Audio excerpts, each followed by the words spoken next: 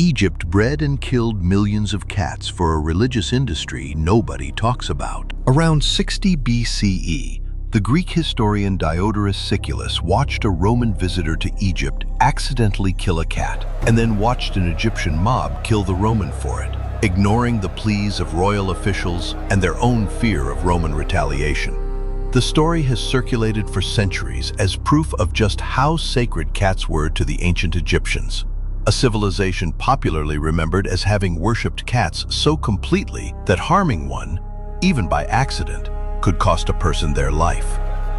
That reputation is not wrong, exactly. Egyptian law and custom really did extend serious protection to cats living as household companions, and ancient writers really did record instances of mob violence in their defense.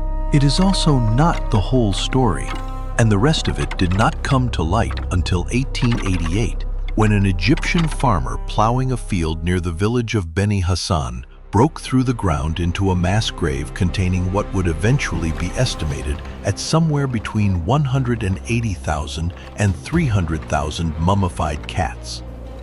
The discovery did not lead to a museum exhibit within 2 years. Tons of those bodies had been shipped to England, ground up, and spread across British farmland as fertilizer. Egypt had not simply revered cats, it had bred and killed them by the millions on an industrial scale. As part of a religious economy modern popular memory has almost entirely forgotten. The same civilization capable of lynching a man over a single cat's accidental death ran breeding operations whose entire purpose was producing kittens to be killed on schedule. And reconciling those two facts requires understanding a distinction ancient Egyptians drew clearly, but modern popular history rarely bothers to explain.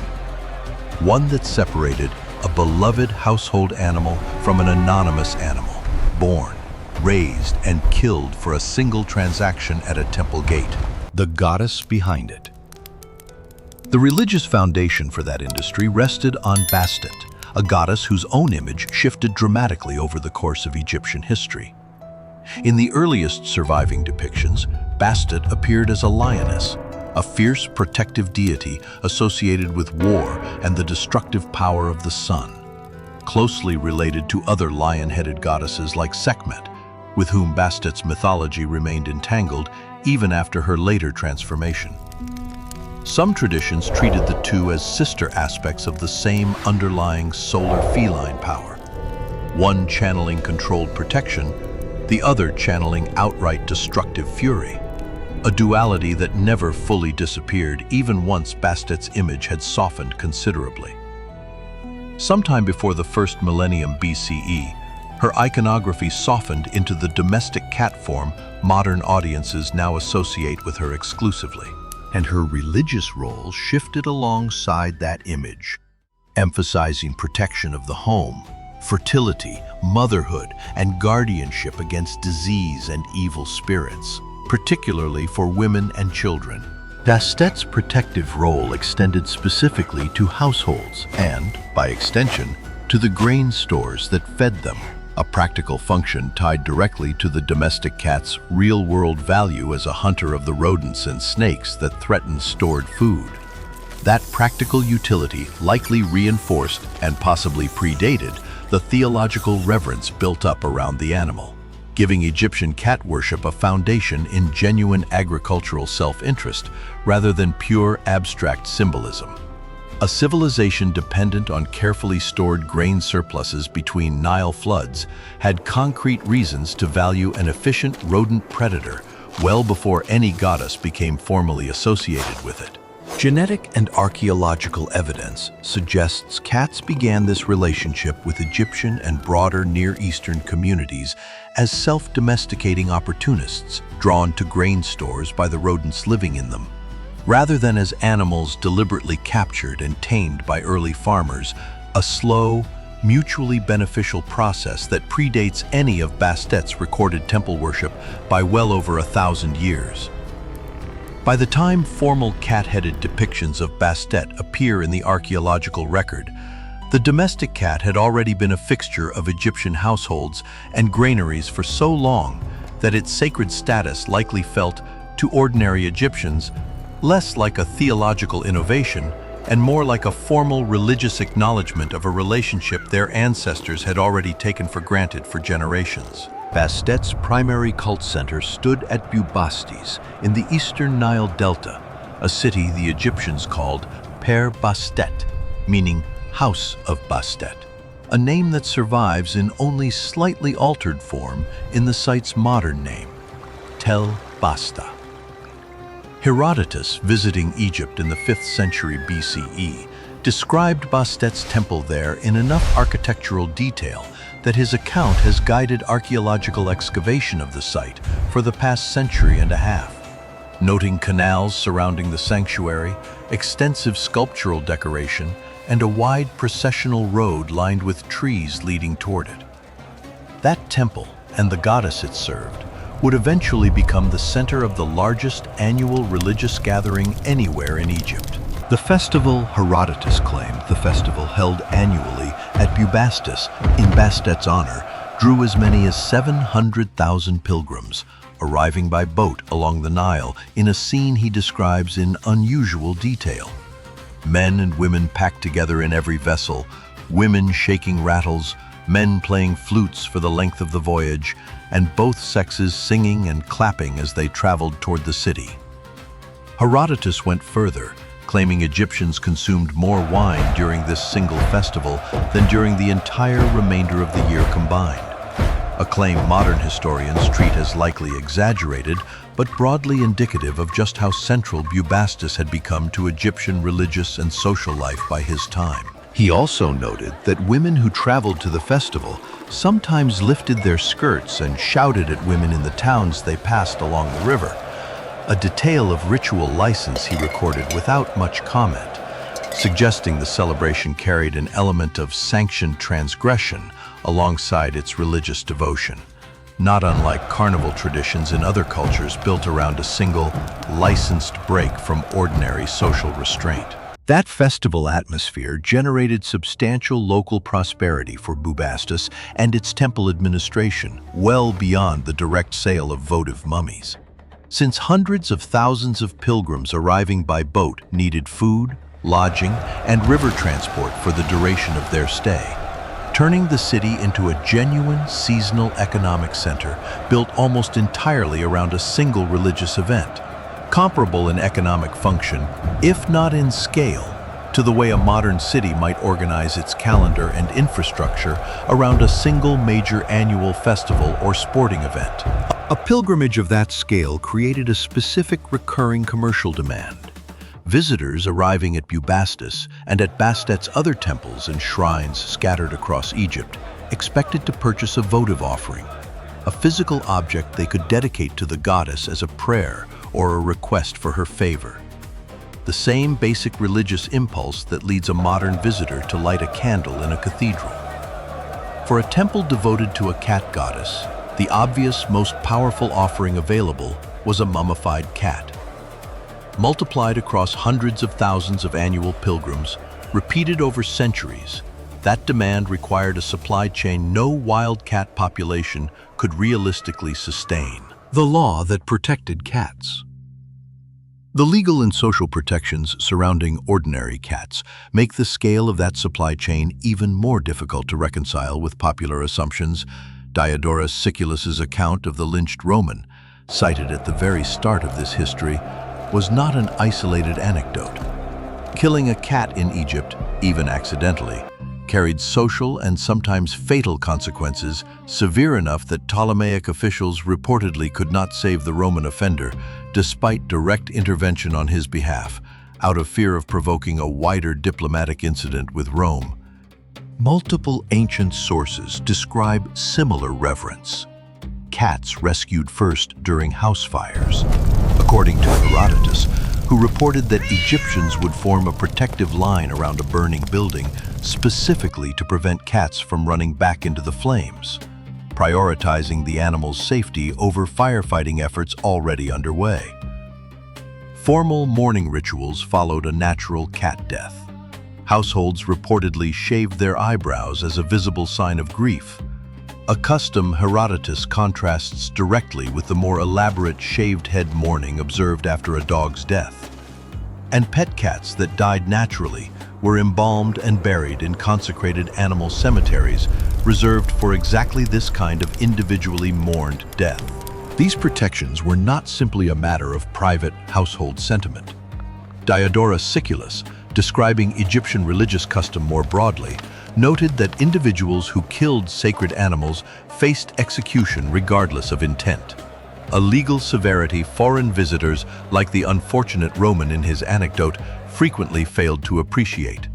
Having no comparable taboo in their own cultures, Egyptian religious law appears to have treated the killing of a companion animal as a genuine offense against divine order itself, not merely a private wrong against the animal's owner, which is precisely what made the parallel existence of state-sanctioned, priest-run animal slaughter for the votive trade such a deliberately bounded exception rather than a simple hypocrisy nobody noticed. The exception was bounded specifically by location and purpose. Killing carried out inside a temple precinct by temple personnel for an explicitly religious transaction sat in a completely different legal and moral category from killing carried out anywhere else by anyone else for any other reason. A distinction Egyptian religious law apparently maintained without difficulty, even though it produced two wildly different fates for animals of the exact same species. None of that protection extended to the cats bred specifically for temple sacrifice.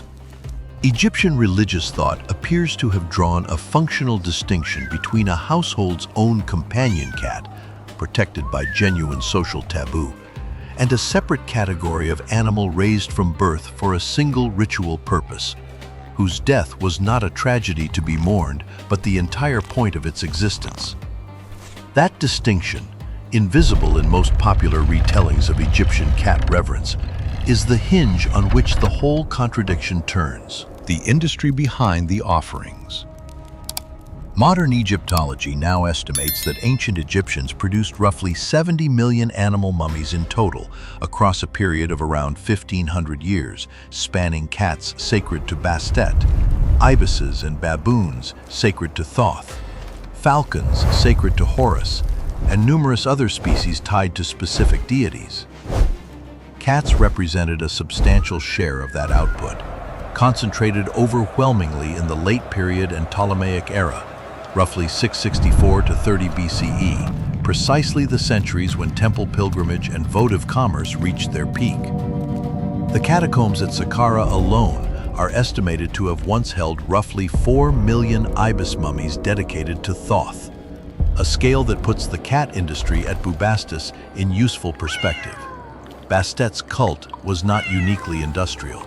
It was one particularly visible example of a pattern that ran across nearly every major Egyptian temple with an associated sacred animal, each one operating its own version of the same breeding to votive offering pipeline.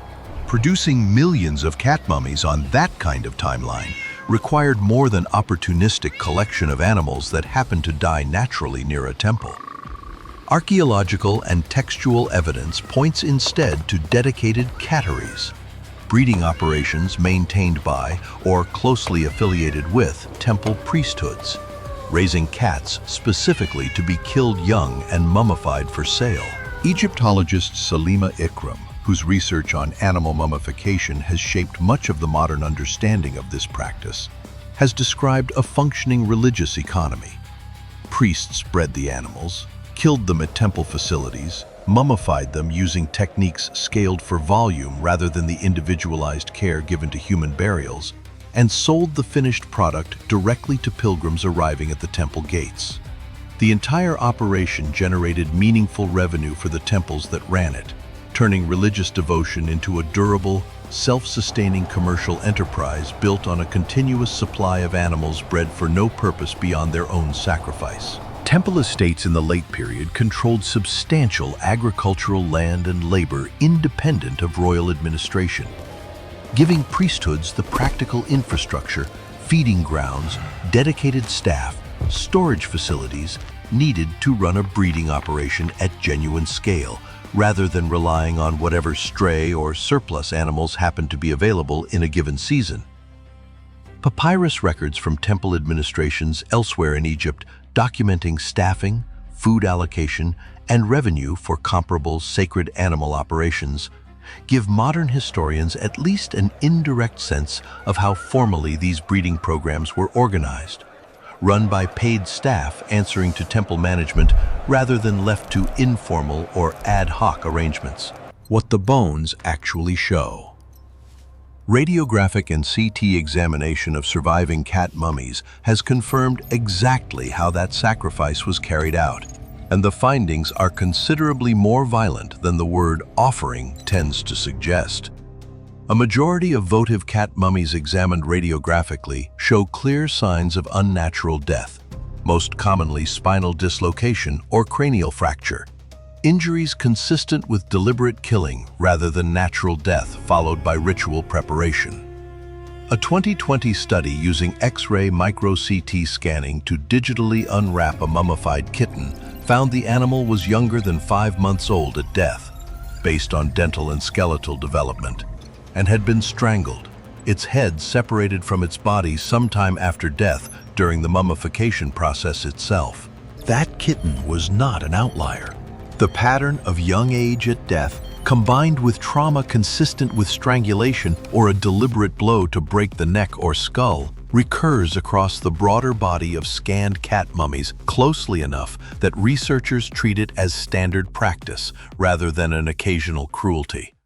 A separate study examining cat mummies held in South African and European museum collections using CT scanning found a comparable pattern of young skeletal age across multiple, independently sourced specimens, reducing the likelihood that any single collection simply reflected an unusual local practice rather than a broader, standardized approach to raising and killing animals for the votive trade across Egypt's various temple centers. Researchers examining these patterns have generally avoided characterizing the killing methods as gratuitously cruel by the standards of the time, noting that spinal dislocation and cranial trauma, while violent, would have caused death quickly compared to alternative methods, which may reflect a genuine, if grim, effort at efficiency rather than deliberate prolongation of suffering. Whether that efficiency was motivated by any concern for the animal's welfare or purely by the practical need to process large numbers of kittens quickly during peak pilgrimage periods is not something the surviving physical evidence can answer on its own. And Egyptologists studying the practice have generally been careful not to project a modern ethical framework onto a ritual system that never articulated one in its own surviving texts. The animals were, in the most literal sense, raised on a schedule and killed on a schedule, timed to meet pilgrim demand, rather than allowed to live out any natural span at all. The mummification process applied to these votive animals also differed markedly from the careful, individualized treatment human mummification received. Embalmers working at industrial volume relied on standardized wrapping patterns, some genuinely elaborate and decorative on the outside, and used comparatively simple internal preservation methods.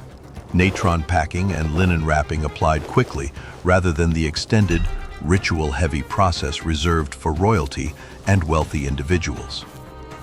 Some cat mummies were elaborately wrapped in geometric linen patterns, occasionally dyed and finished with painted or inlaid facial features, a level of external craftsmanship that stood in genuine contrast to the comparatively rushed, standardized treatment of the body inside, underscoring that these objects were built to be seen and purchased first, and preserved second. The fakes. A further layer of the industry only became visible once modern imaging technology let researchers look inside sealed wrappings without damaging them. A large-scale CT and X-ray survey conducted by the University of Manchester examined a broad sample of animal mummies, cats included, and found that roughly only 1/3 contained a single, complete, correctly matched animal. Another third contained partial remains, fragments of bone or tissue rather than an intact body. And the final third contained no animal material at all, just linen, mud, sticks, or other packing materials shaped and wrapped to resemble a genuine mummified offering.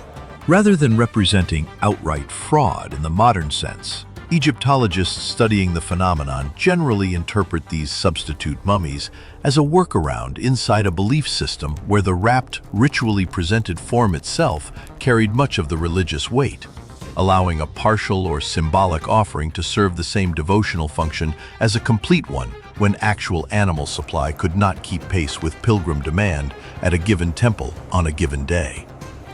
Some Egyptologists have proposed a further possibility, that a portion of these substitute mummies were never intended to deceive anyone at all, functioning instead as a recognized lower-cost tier of votive offering, openly sold as a symbolic rather than literal animal dedication, in much the way a modern donor might purchase a smaller or larger candle at a shrine with full awareness of exactly what they were buying and why. Researchers on the Manchester project noted that some of the substitute materials used inside these mummies, including eggshell fragments and small bundles of feathers, appear to have been deliberately selected because they carried some symbolic or material association with the intended animal, suggesting temple embalmers treated the substitution as a considered religious workaround rather than a purely cynical act of consumer deception.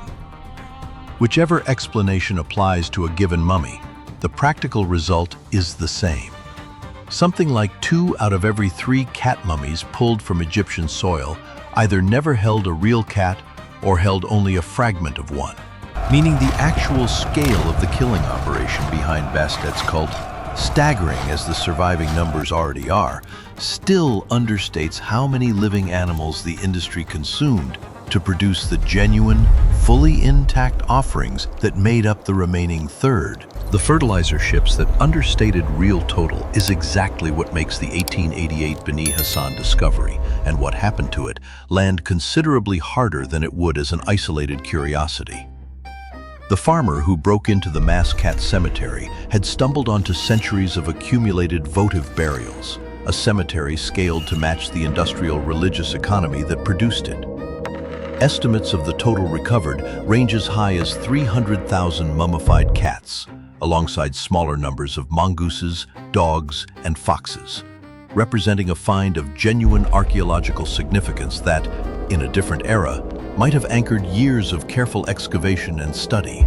Egyptology as a formal discipline was still relatively young in 1888, and the systematic scientific study of animal mummies specifically would not mature for nearly another century, which meant the farmer's discovery arrived at almost exactly the wrong moment.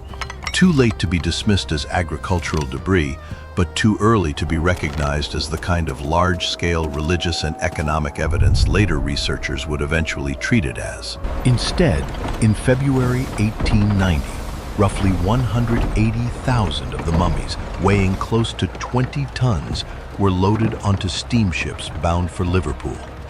An Alexandrian merchant had purchased the lot, and English buyers acquired it at auction specifically as agricultural fertilizer. Ground bone and preserved tissue considered valuable for its nitrogen and phosphate content rather than its religious or historical significance. Contemporary newspaper accounts describe the auctioneer conducting the sale using a cat skull from the shipment as his gavel, a detail that reads today as almost too on the nose to be real, and is nonetheless well documented. Most of the shipment was spread across English farmland within the following growing season. A small number of mummies were salvaged by museums and private collectors before the bulk of the cargo was processed, which is the only reason any physical evidence of the discovery survives today at all.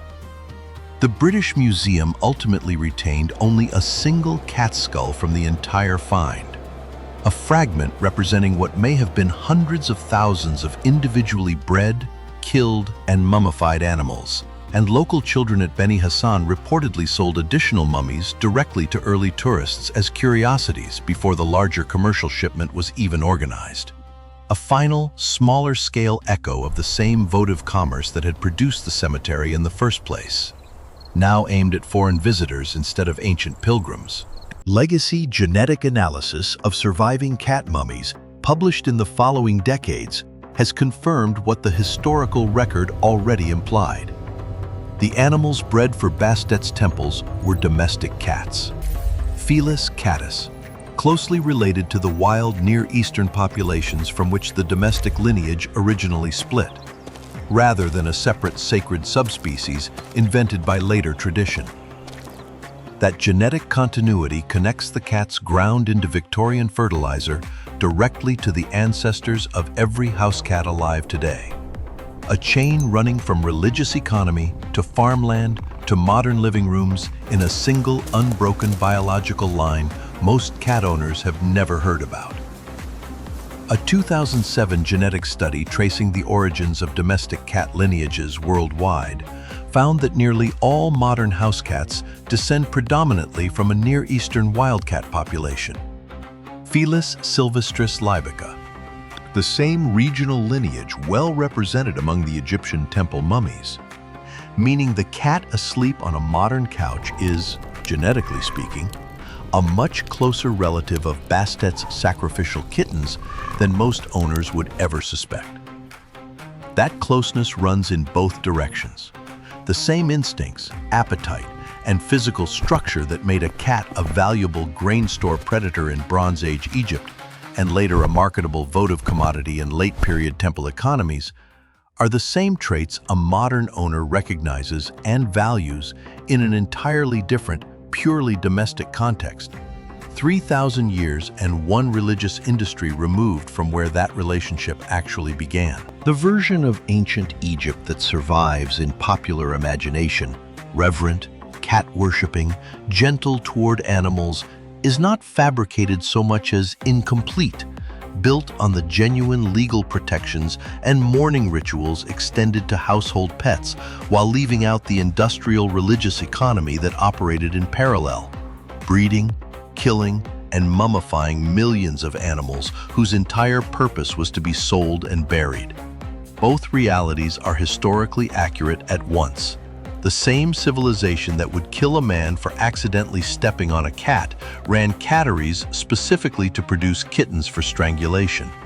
And both practices flowed from the same underlying belief that a cat's life mattered because of what it represented to the gods, whether that meaning demanded the animal's protection or its death. Modern Egyptology has spent barely more than a century piecing that fuller picture back together, largely because the physical evidence needed to do so, millions of individually wrapped, individually killed animals, was scattered, sold, and in the case of Beni Hasan, plowed directly back into foreign soil before anyone thought to ask what the bones inside those wrappings might actually reveal. English fields that received a portion of the Beni Hasan shipment in 1890 have, in the intervening century, been repeatedly plowed, harvested, and replanted many times over, meaning whatever calcium and organic material those cats once contributed to the soil has long since cycled through generations of ordinary British crops. An almost absurdly literal way for a religious economy built on sacred animals to end its run.